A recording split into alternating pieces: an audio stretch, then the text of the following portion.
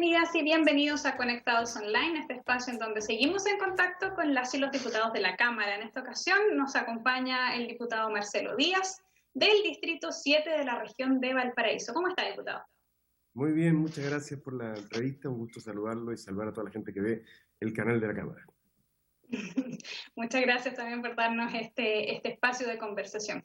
Diputado, vamos a conversar sobre este proceso de elecciones primarias que se vivió hace poquito. ¿Cómo lo evalúa usted? ¿Cómo siente que estuvo una participación un poco baja de la ciudadanía, pero sin embargo abre el espacio para la toma de decisiones en la que antes no tenían cabida? Sin duda, esa es la parte del vaso medio lleno, es decir, hay ciudadanos y ciudadanas que toman en sus manos una herramienta, una facultad, un derecho, que es decidir por los partidos y pese a los partidos muchas veces, quiénes van a ser los candidatos o candidatas que nos van a representar en distintos cargos de elección popular. Y en particular esta elección tenía una singularidad, y es que por primera vez había primarias para la primera elección de gobernadores regionales o gobernadores regionales que se va a hacer en Chile.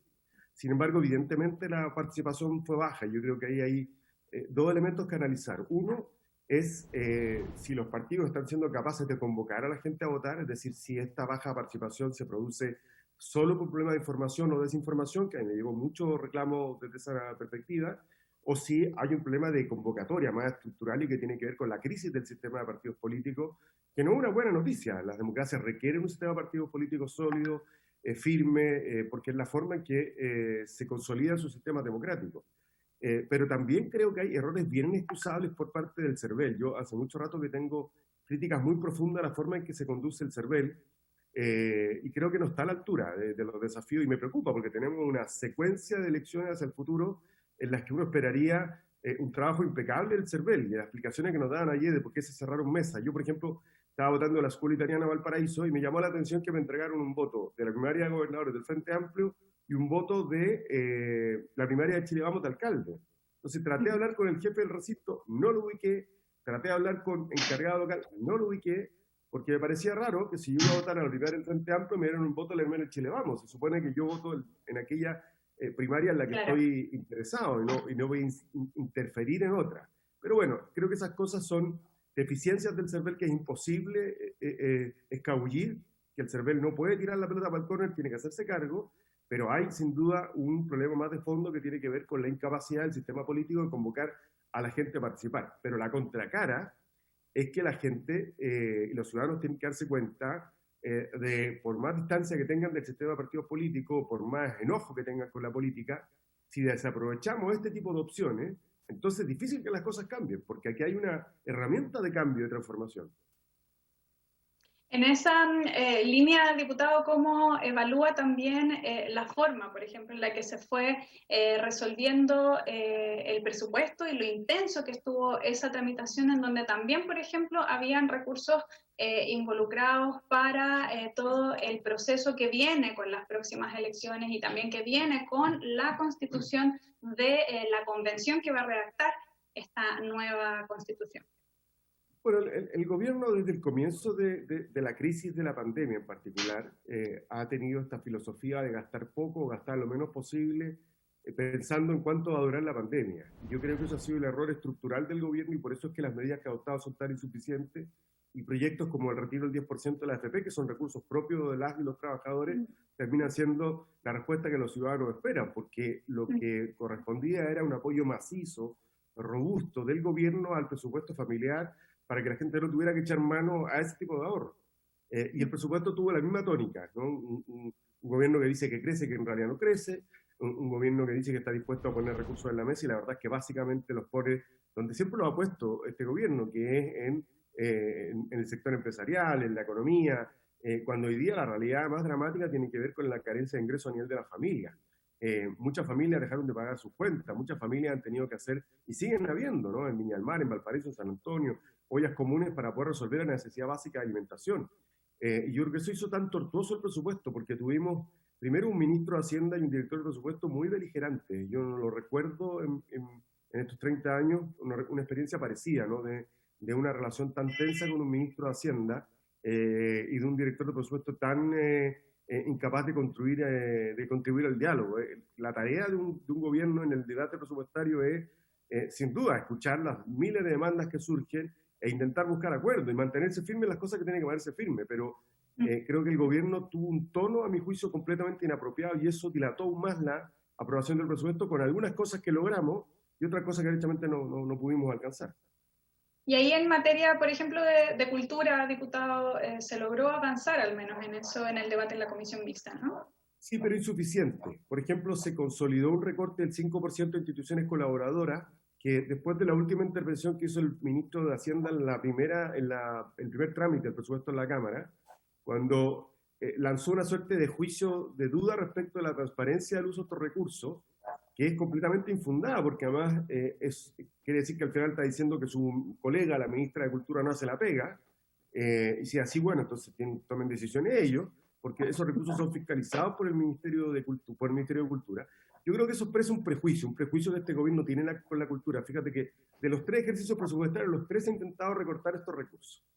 Y todos los años plantean que van a buscar una modalidad distinta para financiarlo y nunca lo hacen. Y lo peor es que se deja con menos recursos a uno de los sectores más afectados por la pandemia. Porque son el primer sector que paró y probablemente de los más tardíos en reactivarse y con muchas medidas muy estrictas, en una confirmación de que este gobierno siente una profunda desconfianza con la cultura, que descree de la cultura o no le importa, está lleno de prejuicios, como los que mostró de manera tan, a mi juicio, ignorantemente el ministro de Hacienda en esa intervención de antología que hizo en el debate en la sala de la Cámara de Diputados, que no tiene ningún fundamento. Diputado, y usted ya lo adelantaba con respecto al debate que viene también en torno a esta posibilidad de un segundo retiro de fondo de pensiones. Ha habido también ahí un tema con el gobierno que finalmente presenta un proyecto cuando ya había una iniciativa desde la Cámara que se encontraba en segundo trámite, ahora este proyecto del gobierno vuelve. Llega, digamos, a la Cámara y comienza este nuevo debate acá. También está difícil de que esto fluya de una manera más expedita. ¿Cómo ve usted que se va a desarrollar este debate? Bueno, mira, sí, el gobierno llega tarde y mal, enerva el ambiente, contamina el ambiente, porque el proyecto de la Cámara había obtenido 130 votos a favor, que para votaciones tan complejas como esta es una tremenda mayoría. Pero mira, yo creo que hay que ser tremendamente pragmático. A nosotros nos interesa que el reajuste llegue, o sea, que el retiro llegue antes de Navidad, que llegue de manera universal, sin restricciones, ojalá sin impuestos también, y creo que hay que tratar de ver cuál proyecto nos asegura aquello. Yo creo que la gente da lo mismo si se aprueba el proyecto A o B. Lo importante es que sean proyectos similares, y creo que tenemos las herramientas, y se empieza a discutir hoy día en la Comisión de Trabajo, para dejarlos idénticos. Y si es así, a mí me da lo mismo cuál es el proyecto que se aprueba, creo que a la gente le da exactamente también lo mismo. No le importa quién firmó el proyecto, lo que importa es que le llegue la plata lo antes posible. Creo que el único punto en el que estamos topando, aunque yo creo que hay soluciones, es que el gobierno quiere hacer tributable esto. A nosotros nos parece que no es razonable, a pesar de que es poco progresivo. Mira, yo conozco muchos casos en Valparaíso, en Viña, en distintos lugares del país, donde gente que no ha tenido merma económica lo que ha hecho es apoyar a otros integrantes de su grupo familiar. Entonces, y eso es muy difícil de demostrar.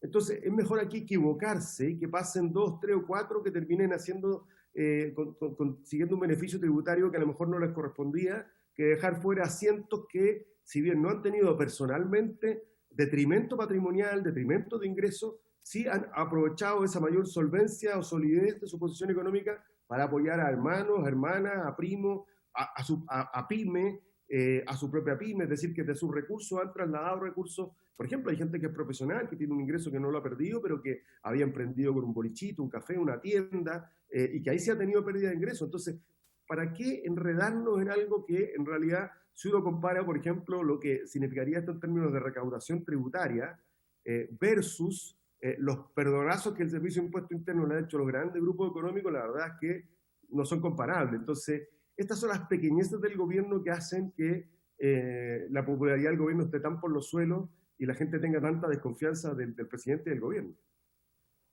Ahí vamos a ver entonces cómo es que se desarrolla esta votación y finalmente de qué forma, si es que es tributable o no, es cómo va a salir esta iniciativa. Muchas gracias, diputado, por este espacio de conversación y también por poner estos temas en perspectiva.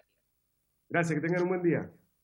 Chao. Un abrazo muy grande también a todos quienes nos siguen. Cuídense para que salgamos pronto de esta situación. Que esté muy bien, hasta pronto.